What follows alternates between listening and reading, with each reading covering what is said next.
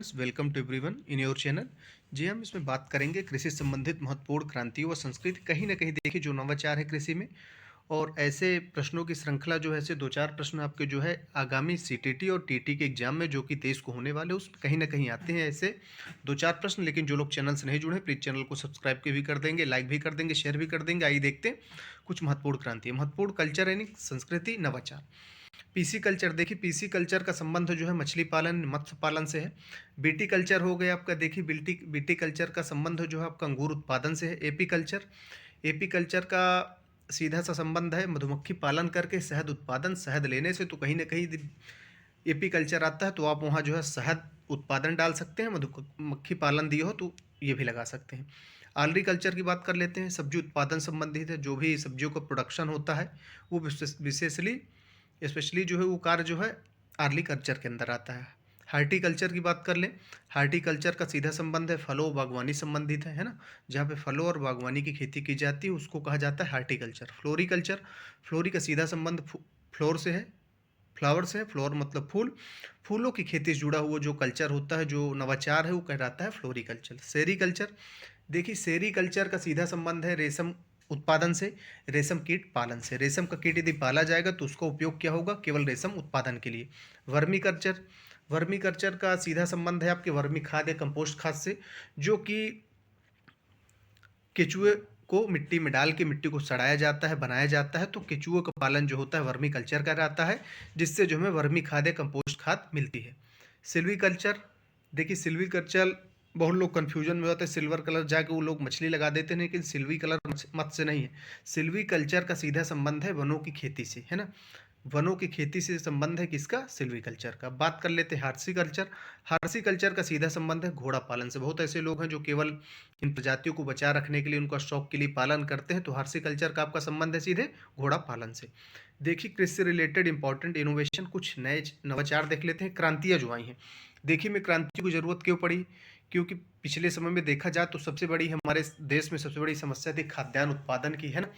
खाद्यान्न उत्पादन के बाद जो है, जब से अमेरिका ने अमोनिया का आविष्कार किया था, उसके बाद कहीं ना कहीं अमेरिका में इनोवेशन हुए थे, वहाँ पे जो है काफ़ी क्रांति आई। उसी के एवज में जो धीरे धीरे जो है 66 67 दशक में जो है उन क्रांतियों को जो है भारत में लाया गया है, क्योंकि यहाँ भारत उन क्रांतियों को ला के जो भारत में देश में अपने देश में खाद्यान्न संकट था उसको दूर करने के लिए क्रांतियों को सहारा लेना पड़ते हैं। आइए देख लेते हैं हरित क्रांति का संबंध। हरित क्रांति का संबंध खाद्यान्न उत्पादन से, आप सभी जानते हैं। हरित क्रांति का संबंध किससे है, खाद्य उत्पादन से। सीधा सीधा यही प्रश्न ही आ जाता है कि हरित क्रांति का संबंध किससे है, सीधा सीधा ही क्वेश्चन ही आ जाते हैं कभी कभी। हरित क्रांति का जनक किसे माना जाता है, देखिए हरित क्रांति का जनक जो है नॉर्मन बोरलॉग को माना जाता है, ठीक है। हरित क्रांति के जो जनक है उनका नॉर्मन बोरलॉग नाम है ना। तो हरित क्रांति के जनक हो गए आपके नॉर्मन बोरलॉग। और भारत की बात करें तो भारत में जो हरित क्रांति के जनक है उनका नाम है एम एस स्वामीनाथन, है ना। भारत में पूछा जाएगा तो भारत के हरित क्रांति के जनक जो है एम एस स्वामीनाथन है। हरित क्रांति की सर्वप्रथम शुरुआत 1966-67 में किया गया था। भारत में हरित क्रांति का प्रयोग जो है सबसे पहले जो अपनाई गई थी पद्धति, इनको किन राज्यों में लगाया गया था। हरित क्रांति की शुरुआत भारत में सबसे पहले पंजाब, हरियाणा व पश्चिमी यूपी से हुआ। देखिए हरित क्रांति में सबसे ज़्यादा फायदा हुआ गेहूं खेती को, है ना। सबसे ज़्यादा डेवलप की गई है गेहूं की फसल का, ज़्यादा ग्रोथ हुआ है इसमें। भारत में हरित क्रांति की जन्मस्थली कहाँ है, पंतनगर विश्वविद्यालय उत्तराखंड। कभी कभी भी क्वेश्चन आ जाते हैं कि हरित क्रांति की जन्मस्थली कहाँ है, तो सीधा है पंतनगर विश्वविद्यालय उत्तराखंड में। हरित क्रांति के कारण भारत खाद्यान्न मामले में आत्मनिर्भर हो गया। बिल्कुल हरित क्रांति जब से आई है तभी खाद्यान्न की समस्या दूर हुई है। देखिए हरित क्रांति की वजह से कुछ फायदा हुआ तो कहीं ना कहीं कुछ नुकसान भी हुआ है ना। तो फायदा देख लेते हैं। हरित क्रांति के कारण सर्वाधिक लाभ गेहूं की फसल का हुआ है और सर्वाधिक नुकसान मोटे अनाज को। देखिए मैंने बताया था कि गेहूं को सबसे ज़्यादा बेनिफिट मिला था हरित क्रांति, सबसे ज़्यादा क्रॉप प्रोडक्शन में जो है गेहूं का प्रोडक्शन बढ़ा था। लेकिन जो मोटे अनाज जैसे ज्वार हो गया, बाजरा हो गया, मक्का हो गया, कहीं ना कहीं चना भी हो गया, ये भी प्रभावित हुआ था, है ना। तो कहीं ना कहीं हरित क्रांति का जब इनोवेशन आया था, शुरू में अपनाई गई थी पद्धतियाँ, तो कुछ क्षेत्रों में फ़ायदा हुआ था लेकिन कुछ फसलों का नुकसान भी हुआ था। आइए देख लेते हैं भारत में हरित क्रांति के कारण सर्वाधिक नुकसान क्या हुआ। देखिए भारत में हरित क्रांति के कारण सबसे ज़्यादा नुकसान भूमि का हुआ, क्योंकि उसमें रासायनिक उर्वरकों का प्रयोग किया जाता था, है ना। कीटनाशकों का प्रयोग किया जाता है। जब कीटनाशक और रासायनिक उर्वरक प्रयोग होंगे तो कहीं ना कहीं उससे फ़ायदा तो हमें फसलों की ग्रोथ बढ़ेगी, फसलों में कीड़े नहीं आएंगे, लेकिन उसका कहीं ना कहीं जो बैड इफेक्ट है वो भी पड़ेगा। तो कहीं ना कहीं एक बैड इफेक्ट पड़ा है, जिसके कारण निम्न चीज़ें जो है हुई हैं। जैसे कि मान लीजिए सबसे ज़्यादा रासायनिक फर्टिलाइजर यूज करने से भूमि का जो है प्रोडक्शन घटा है। आप कहीं भी देख लीजिए खेती होती है, यदि रासायनिक उर्वरक नहीं डालते हैं तो प्रोडक्शन कम होता है। तो कहीं ना कहीं एक नुकसान हुआ है कि मृदा ह्रास हुआ है, भूमि का नुकसान हुआ है।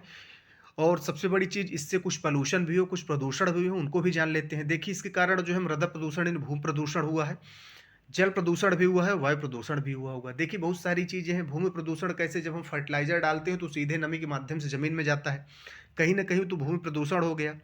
जल प्रदूषण की बात कर ले, देखिए जल प्रदूषण की बात कर लेते हैं। बारिश में जो हमारे खेतों का पानी ओवर हो जाता है, खेतों से ज़्यादा मेड़ के ऊपर पानी आ गया, हमने फर्टिलाइजर डाल रखा है, तो ऑलरेडी फर्टिलाइजर पानी के साथ घुल के धीरे धीरे बह के खेतों से बाहर जाता है, और कहीं ना कहीं वो मेड़ों के बगल से दाएं बाएं से निकल के सीधे कहीं ना कहीं नदियों में जाता है, बड़े बड़े जलाशयों में जाता है। तो कहीं ना कहीं जल प्रदूषण वहाँ भी होता है। प्लस एक चीज़ है, इसका प्रदूषण का इफेक्ट ये भी पड़ता है कि वाटर कुछ संघनित वाटर जो है, कुछ पानी जो है अंडरग्राउंड भी होता है, नीचे जाता है धीरे धीरे करके, तो कहीं ना कहीं उसका प्रभाव अंडरग्राउंड वाटर भी पड़ता है। वायु प्रदूषण की बात कर लें, देखिए वायु प्रदूषण का प्रभाव कैसे पड़ता है। एक तो गर्मी में मिट्टी है ही है, मिट्टी कहीं ना कहीं खेती के बाद आवाजाही के बाद भुरभुरी हुई तो हवा चली तो वो डस्ट बन के उड़ती, तो कहीं ना कहीं उसमें रासायनिक प्रभाव तो रहता ही। और कहीं ना कहीं सीधा देखा जाए तो आजकल जो है पराली जलाने का जो प्रभाव चला है, पराली है, गेहूं का वो है, आजकल हार्वेस्टिंग लोग कर लेते हैं, जो चीज़ें बचती हैं उनको सीधे जलाया जाता है, तो कहीं ना कहीं उससे जो है वायु प्रदूषण का भी प्रभाव बढ़ा है। देखिए क्रॉप प्रोडक्शन देख लेते हैं, फसलों को उत्पादन देख लेते हैं। और इन प्रश्नों से एक चीज़ मान के चलिए, 1 से 2 नंबर के प्रश्न जो कि आपके हर एक साल परीक्षाओं में रिपीटेड होते हैं ना, तो ये चीज़ ध्यान रखिएगा। सुख सुविधाएं थोड़ा सा मेरे पास इसी लेवल की है, भी मैं थोड़ा सा चैनल इतना स्टैंड नहीं हुआ है कि डिस्प्ले बोर्ड का यूज कर सकूं, लेकिन जो भी होगा मैं आपको बेस्ट दूंगा, पूरी अपनी कोशिश करूंगा कि जितना भी टॉपिक आपको मिले कहीं ना कहीं वो आपके हित में हो। देखिए गेहूं का मामले में सबसे ज़्यादा प्रोडक्शन करने वाला राज्य है आपका उत्तर प्रदेश है। चावल के मामले में पश्चिम बंगाल है बिल्कुल। दाल के मामले में मध्य प्रदेश है, और मध्य प्रदेश को सोया स्टेट भी कहते हैं, क्योंकि देखिए सोयाबीन का सबसे ज़्यादा प्रोडक्शन मध्य प्रदेश ही करता है। तो कहीं ना कहीं मध्य प्रदेश को लोग कह देते हैं ना, मध्य प्रदेश को किस नाम से जाना जाता है, तो बहुत ऐसी चीज़ आ जाते हैं सोया स्टेट, तो लोग कन्फ्यूजन में आ जाते हैं सोया है क्या। सोया का सीधा संबंध है सोयाबीन प्रोडक्शन से, है ना। तो मध्य प्रदेश को सोया स्टेट भी कहा जाता है। सरसों, सरसों के मामले में सबसे ज़्यादा अग्रणी राज्य है आपका राजस्थान। कपास के मामले में, रेशे के मामले में आप जानते हैं सबसे ज़्यादा अग्रणी राज्य है आपका गुजरात है। सोयाबीन देख लीजिए आगे आपके सामने एमपी मध्य प्रदेश। केसर का सबसे ज़्यादा उत्पादन कहाँ होता है, प्रोडक्शन और खेती कहाँ होती, इसकी होती जम्मू और कश्मीर में। गन्ना, देखिए सबसे ज़्यादा शुगर मिल यूपी में है, और कहीं ना कहीं शुगर केन गन्ने का भी उत्पादन सबसे ज़्यादा जो है अपने उत्तर प्रदेश में ही होता है। मसाला, सबसे ज़्यादा मसाला का जो है मैन्युफैक्चरिंग और प्रोडक्टिव फार्म में जो चीज़ें आती हैं गुजरात से आती हैं, लेकिन मसालों को बगीचा सही मायने में कहाँ पे है, केरला में। मसालों को बगीचा कहाँ है, केरला में है, लेकिन मसालों को उत्पादन सबसे ज़्यादा कहाँ तो होता है मैन्युफैक्चरिंग करके, वो होता है आपका गुजरात में। अब आ गई देखिए दूसरे नंबर पर श्वेत क्रांति। श्वेत क्रांति का सीधा संबंध है वाइट फ्लूट का मतलब सीधे, वाइट इनोवेशन का सीधा मतलब है आपका दुग्ध उत्पादन से, है ना। श्वेत क्रांति के जनक कौन है, वर्गीज कुरियन। सीधे सीधे प्रश्न आ जाते हैं कि श्वेत क्रांति के जनक का नाम क्या है ना। कभी कभी आ जाता है वर्गीज कुरियन को किस नाम से जाना जाता है, इनका संबंध किससे, है ना। तो श्वेत क्रांति के जनक कौन कहलाते हैं, वर्गीज कुरियन को माना जाता है। श्वेत क्रांति के कारण भारत विश्व में सर्वाधिक दूध उत्पाद करने वाला देश बना है, ये भी चीज़ जान ले। सबसे ज़्यादा विश्व में अगर मिल्क का प्रोडक्शन करता है, उत्पादन होता है, तो भारत करता है, ठीक है। भारत में सर्वाधिक दूध उत्पादन करने वाला राज्य कौन सा है, अपना उत्तर प्रदेश है। भारत में सबसे ज़्यादा दूध उत्पादन करने वाला राज्य भी उत्तर प्रदेश है। ऑपरेशन फ्लड का संबंध दूध उत्पादन से है, ऑपरेशन फ्लड का सीधा संबंध दूध उत्पादन से है। ये दूध की बाढ़ है, दूध की प्रचुर मात्रा से, है ना। फ्लूड का मतलब सीधे आता है ना कि बढ़त बाढ़, तो कहीं ना कहीं दूध फ्लड, ऑपरेशन फ्लड का संबंध जो है दूध उत्पादन से है। भारत में श्वेत क्रांति की जनक स्थान कहाँ है, जन्म स्थान, है ना। श्वेत क्रांति यानी दुग्ध उत्पादन में जो जनक स्थल है, जन्म स्थान है, उसको आनंद गुजरात में माना गया है ना। आनंद गुजरात में ही जो है सबसे पहले ही श्वेत क्रांति को लाया गया था, वहीं से जो है शुरुआत हुई थी किसकी, श्वेत क्रांति की।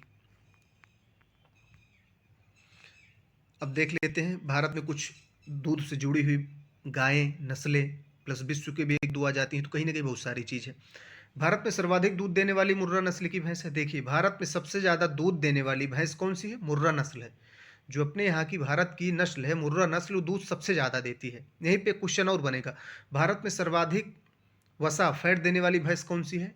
एक नस्ल होती है भदावरी। भारत में जो है देखिए मुर्रा सबसे ज़्यादा दूध देती है, लेकिन जो भदावरी भैंस होती है वो सबसे ज़्यादा उनके दूध में फैट होता है, नहीं वसा होती है ना। तो भदावरी सबसे ज़्यादा फैट होती है अपने इंडिया में। सर्वाधिक दूध देने वाली गाय भारत में कौन सी है? भारत में सर्वाधिक सबसे ज़्यादा दूध देने वाली गाय कौन सी है? साहीवाल है। ठीक। विश्व में सर्वाधिक दूध देने वाली गाय का नाम क्या है? विश्व में सर्वाधिक दूध देने वाली गाय का नाम क्या है, प्लस ये किस देश से संबंधित है, ऐसा क्वेश्चन आ सकता है। तो देखिए विश्व में सर्वाधिक दूध जो है होल्स्टीन फ्रिजीशियन देती है, उस ब्रीड की गाय है। और कहाँ है, किस देश में? नीदरलैंड में। ठीक है, अब आ जाते हैं हम लोग नीली क्रांति में। देखिए नीली क्रांति का संबंध मत्स्य पालन से है ना। नीली क्रांति का संबंध मत्स्य पालन से है। भारत में सर्वाधिक मछली उत्पादन करने वाला राज्य आंध्र प्रदेश है। मीठे जल में सर्वाधिक मछली उत्पादन करने वाला राज्य पश्चिम बंगाल है। देखिए भारत में सर्वाधिक मछली पालन या उत्पादन करने वाला राज्य कौन सा है आपका? आंध्र प्रदेश। आंध्र प्रदेश में सबसे ज़्यादा जो है मछली का पालन होता है, व्यवसाय होता है। लेकिन मीठे पानी में देखा जाए, है ना, यदि मीठे पानी में सबसे ज़्यादा देखा जाए तो आपका कौन सा राज्य है? पश्चिम बंगाल। सर्वाधिक मछली उत्पादन आंध्र प्रदेश और सर्वाधिक मछली उत्पादन मीठे जल में, है ना, वो आपका जो है पश्चिम बंगाल है। पीली क्रांति देख लेते हैं। देखिए पीली क्रांति का संबंध तिलहन उत्पादन से है। पीली क्रांति का संबंध तिलहन उत्पादन से है। सरसों का संबंध है नहीं, जो भी तिलहन फसलें हैं और खासकर इसमें सरसों ही मेन होती है, तो सरसों का संबंध जो है तिलहन से है, पीली क्रांति से। भारत में सर्वाधिक सरसों उत्पादन करने वाला राज्य कौन सा है? राजस्थान। देखिए सरसों का सबसे ज़्यादा उत्पादन आपका कहाँ होता है? राजस्थान में होता है। देख लेते हैं लाल क्रांति। लाल क्रांति का संबंध टमाटर एवं मांस उत्पादन से है। रजत क्रांति देख लेते हैं। रजत क्रांति का जन संबंध अंडा उत्पादन से है। सुनहरी क्रांति देख लेते हैं। सुनहरी क्रांति का संबंध जो है आपको फलों के उत्पादन से है। फलों के उत्पादन से संबंध जो है आपका सुनहरी क्रांति का। गोल क्रांति आलू के उत्पादन, जब आलू का प्रोडक्शन बढ़ता है तो उसको किस क्रांति, किस इनोवेशन के तहत लाया गया था? गोल क्रांति। गुलाबी क्रांति। देखिए गुलाबी क्रांति जब भी कहीं क्वेश्चन आता है, गुलाबी क्रांति का संबंध किससे है? तो प्याज और झींगा मछली के उत्पादन से होता है। गुलाबी क्रांति का संबंध है आपके प्याज और झींगा मछली के उत्पादन से। भूरी क्रांति देख लेते हैं। भूरी क्रांति का संबंध सीधे सीधे से प्रश्न आ जाते हैं 1-2 नंबर के। भूरी क्रांति का संबंध किससे? तो भूरी क्रांति का संबंध आपका है उर्वरक उत्पादन से। काली क्रांति, काली क्रांति है ना आपका, जब देखते हैं ना पेट्रोलियम पदार्थ जो क्रूड ऑयल लगता है एकदम काला, बेहद गाढ़ा और बहुत बदबूदार होता है ना, तो काली क्रांति का संबंध आपका किससे है? पेट्रोलियम पदार्थों के उत्पादन से। अमृत क्रांति क्या है? अमृत क्रांति देखिए क्या है कि इनका संबंध जो है, अमृत क्रांति का संबंध जो है सभी नदियों को आपस में सामंजस्य बना के सभी राज्यों के हिसाब से उनको जोड़ देना, ताकि जलस्तर बढ़े, प्लस जो नदियों में जो है अनवरत पानी बना रहे। कभी कभी क्या होता है कि किसी क्षेत्र में बाढ़ की स्थिति आ जाती है, किसी क्षेत्र में बाढ़ की स्थिति आ गई और किसी क्षेत्र में जो है सूखे की स्थिति आ जाती है। इतनी विषमताओं को, सारी चीज़ें, परिस्थितियों को सामान्य करने के लिए सरकार ने एक योजना बनाया था कि सभी नदियों को कहीं ना कहीं एक दूसरे से जोड़ दिया जाए, ताकि यदि किसी राज्य में फ्लूड आ रहा हो तो पानी अदर स्टेट में पहुंच जाए, तो वहाँ का ड्राट यानी सूखा भी दूर हो सके। तो अमृत क्रांति का संबंध क्या है? सीधे नदियों को आपस में जोड़ने से। इंद्रधनुषी क्रांति क्या है? इंद्रधनुषी क्रांति मतलब सीधा सीधा इसका संबंध है सभी क्रांतियों को सम्मिलित रूप, है ना, जितनी भी क्रांति है, जितने भी नवाचार, जो भी इनोवेशन हुए, उन्हीं का जो कंबाइंड रूप है ना, कंबाइंड फैक्टर, उसको कहा जाता है इंद्रधनुषी क्रांति। ठीक है।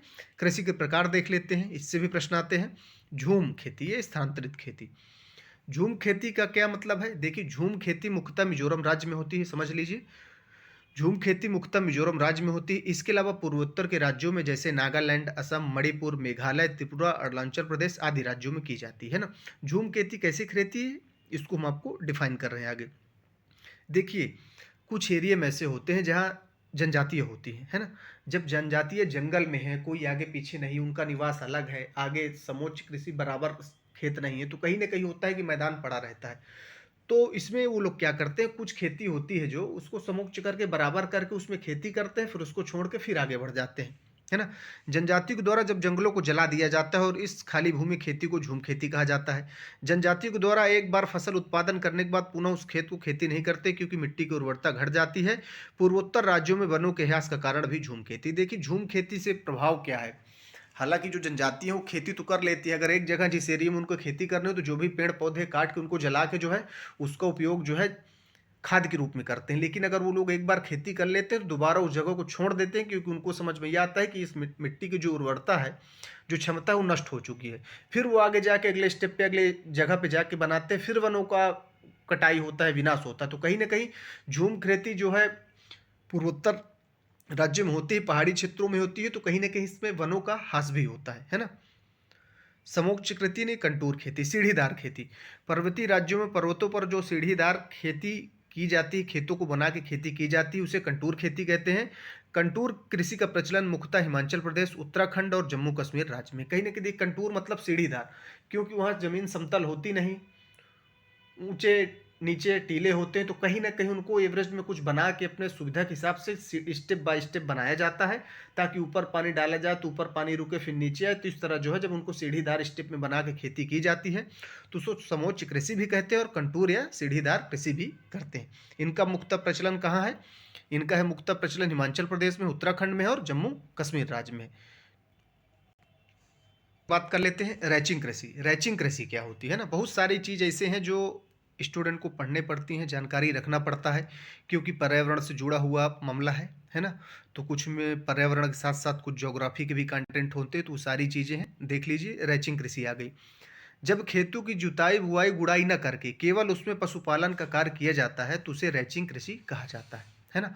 इस खेती का प्रचलन मुख्यतः ऑस्ट्रेलिया में। देखिए रैचिंग कृषि क्या होती है, जब खेतों को न तो जोता जाता है, न बुआया जाता है, न गुड़ाई की जाती है ना, केवल उसमें स्पेस लेके उसको बना के केवल पशुपालन किया जाता है, तो उसको कहते हैं रैचिंग कृषि। इस यह खेती मुख्यतः कहाँ प्रचलन में है?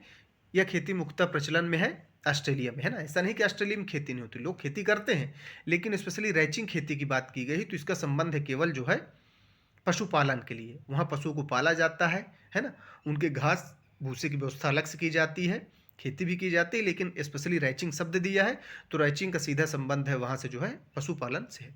मिश्रित खेती की बात कर लेते हैं। मिश्रित खेती क्या है?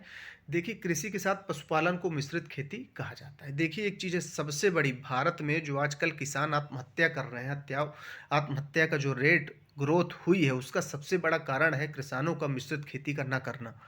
मिश्रित खेती, देखिए एक चीज़ है, मिश्रित खेती क्या होती है, इसमें कृषि के साथ साथ पशुपालन भी होता है। पशुपालन बहुत सारे लोग पशु उत्पादन करते हैं, कुछ लोग मिल्क के पर्पज से, कुछ लोग मीट के पर्पज से। तो कहीं ना कहीं मिश्रित खेती में किसान को जो है लॉस नहीं होता, प्रॉफिट बना रहते हैं, क्योंकि यदि थोड़ा सा कृषि डाउन हो गई तो इधर उनका पशुपालन का व्यवसाय बढ़ जाता है। क्योंकि देखिए कृषि और पशुपालन एक दूसरे के पूरक हैं।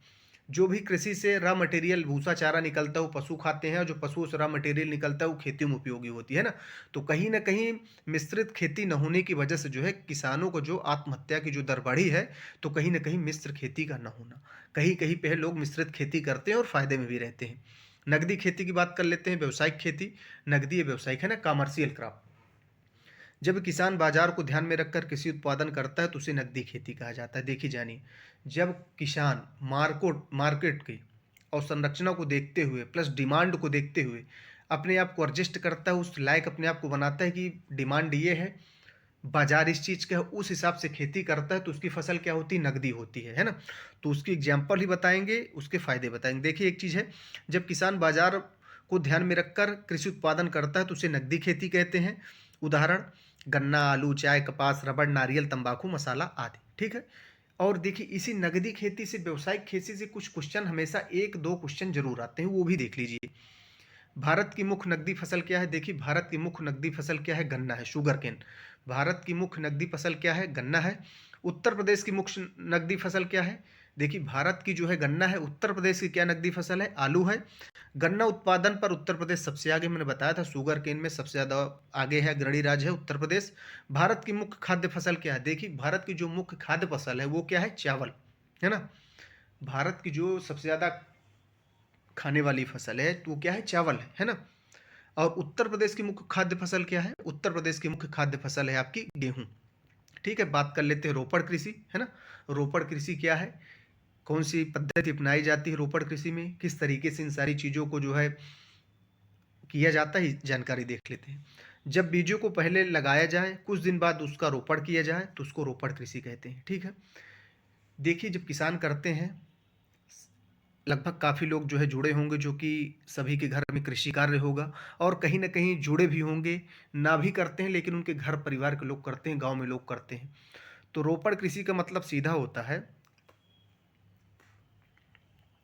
रोपण कृषि का सीधा संबंध है, हम लोग जब धान की फसल करते हैं तो हम लोग पहले क्या करते हैं, पहले बीज लाते हैं, अच्छी किस्म के हाइब्रिड बीज, संशोधित बीज, है ना? पैकिंग में बीज लाते हैं, उनको फुलाते हैं, फिर उनको जो है खेत बना के जो है पानी भर के, जुताई-गुड़ाई करके, है ना?